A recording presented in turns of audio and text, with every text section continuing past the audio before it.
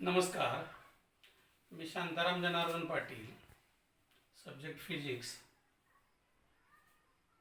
स्वामी रामानंद भारती विद्या मंदिर व junior college Tasgaon इथं काम करत आहे. फिजिक्स मधला सेकंड टॉपिक जो आहे मेकॅनिकल प्रॉपर्टीज ऑफ फ्लुइड्स, याची पाठीमागे 6 लेक्चर्स झालेले आहेत आणि आज जे आहे ते 7वं लेक्चर आहे. त्याच्यामध्ये एखादं लिक्विड असेल सॉलिड सरफेसवरती, ते ड्रॉपच्या फॉर्ममध्ये ड्रॉप कसा फॉर्म होतं तर त्याचं एक्सप्लेनेशन आहे आजच्या लेक्चरला. पाठीमागच्या लेक्चरमध्ये आपण surface tension on the basis of molecular theory आणि अँगल ऑफ कॉन्टॅक्ट त्याचं एक्सप्लेनेशन बघितलेलं होतं.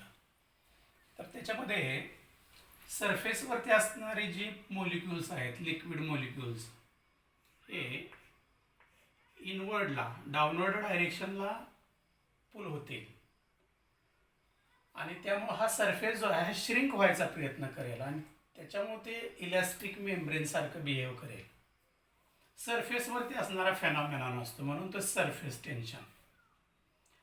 आणखी एक उदाहरण द्यायचं म्हणजे इन्सेक्ट जे आहे, कीटक जे आहेत, ते त्याच्यावरून सहजपणे चालत जाऊ शकतात. कशामुळं तर ती फिल्म तयार झालेली असते, मेम्ब्रेन तयार झालेलं असतं. तर सरफेसवरती असणारा इफेक्ट म्हणून सरफेस टेन्शन. आणखी एक अँगल ऑफ कॉन्टॅक्ट एक्सप्लेन केलेला होता आणि त्याच्यावरून जर एखादं लिक्विड सरफेस कॉन्टॅक्टमध्ये असेल सॉलिडच्या, तर त्याचा शेप जो आहे नियर दी सॉलिड सरफेस हा प्लेन नसतो. आता इथं समजा लिक्विड आहे in contact with solid surface, मग त्याच्यावरती ऍक्ट होणारे 2 फोर्सेस असतील. एक adhesive force perpendicular to the surface of solid, suppose it is represented by AP bar, and cohesive force due to liquid molecules inside. It makes angle 45 degree with surface or with liquid. In case of liquid which wets the solid, जे surface ओला करेल तर त्याच्यासाठी काय होतं तर हा force जास्त असतो आणि मग या 2 वेक्टरचा जर रिझल्टंट काढला तर आउटसाइड द लिक्विड किंवा इन द सॉलिड असा येतो आणि रिझल्टंटला लिक्विड हे परपेंडिक्युलर राहतं इन इक्विलिब्रियम कंडिशन. मग त्याचा शेप कसा होतो तर या टाईपचा असा कॉन्केव्ह होतो, forming acute angle of contact. हे पाठीमागच्या तासाला एक्सप्लेन केलेलं होतं. आणि त्याच्यामध्येच जर वेट करत नसेल लिक्विड सॉलिड सरफेसला, तर हा अडहेसिव्ह फोर्स जो आहे, सॉलिडने एक्झर्ट केलेला force normal to the surface, हा खूप कमी असतो आणि हा कोहेसिव्ह फोर्स जो 45 डिग्रीनं लिक्विडच्या आतमध्ये असतो हा जास्त असतो. आणि मग या दोन्हींचा रिझल्टंट जो आहे हा इनसाइड द लिक्विड येतो, outside the liquid, inside the liquid. मग या 2 वेक्टरचा जर रिझल्टंट काढला inside the liquid, the tendency of liquid to remain perpendicular in equilibrium condition to the resultant, म्हणजे त्या रिझल्टंटला जर परपेंडिक्युलर राहायचं असेल तर असा शेप झाला, म्हणजे हा झाला concave shape forming acute angle of contact. हा झाला convex shape forming obtuse angle of contact.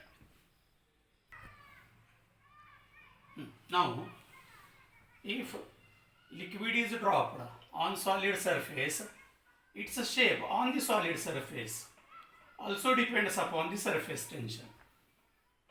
Now this liquid, it is in contact with air as well as solid. Therefore, 3 media are in contact. Now here liquid and solid, it is in contact. The force of surface tension between liquid and solid, suppose T1, it is horizontal in forward direction. Now solid, it is also in contact with air. Therefore, force due to surface tension between solid and air, it is a T2, it is in backward direction. Now this liquid, it is in contact with air. Therefore, force due to surface tension between liquid liquid and air, it is along T3. Now this is the shape of liquid in equilibrium. आता इथं जे दोन drop दाखवलेले आहेत हे आहे वॉटरचं drop आणि हे आहे मर्क्युरीचं ड्रॉप.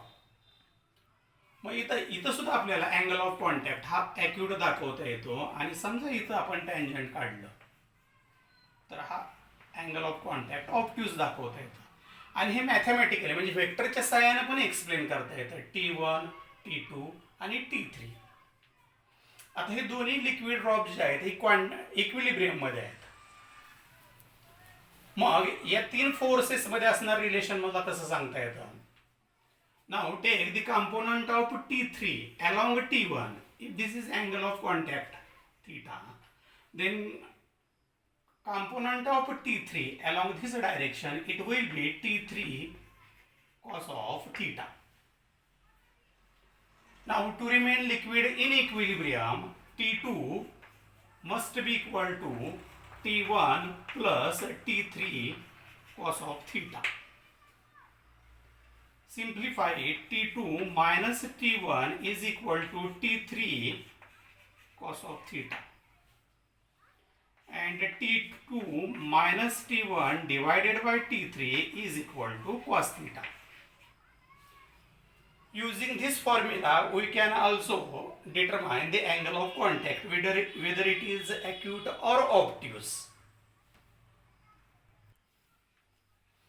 आता हे इक्वेशन आलेलं आहे. T2 minus T1 divided by T3 is equal to cos of theta. आता हे फोर्सेस आहेत. सॉलिड एअरमध्ये असणारा force due to surface tension, liquid solid त्याच्यामध्ये असणारा force due to surface tension, liquid air त्याच्यामध्ये असणारा force due to surface tension. Now if T2 is greater than T1 means number will be positive, and T2 minus T1 less than T3 म्हणजे हा number याच्यापेक्षा लहान आहे. हा number येणार fraction.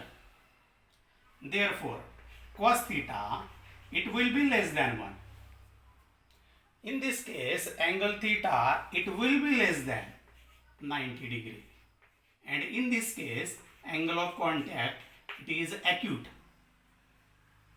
म्हणजे जर T1 minus T2 less than T3 असेल, नंबर पॉझिटिव्ह येत असेल, cos theta less than 1 येत असेल, theta less than 90 degree means acute angle of contact ही केस मिळते.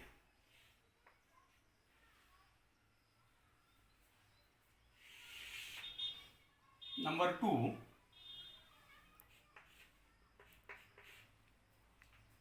if T2 less than T1,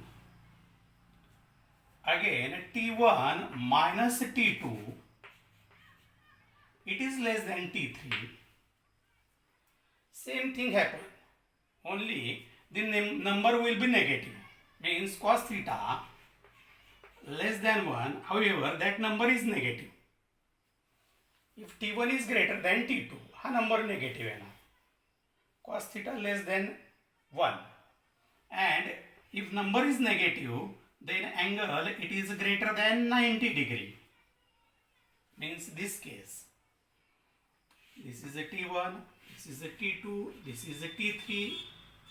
Now this is the angle made by tangent of the liquid surface with solid. This angle, it is obtuse angle.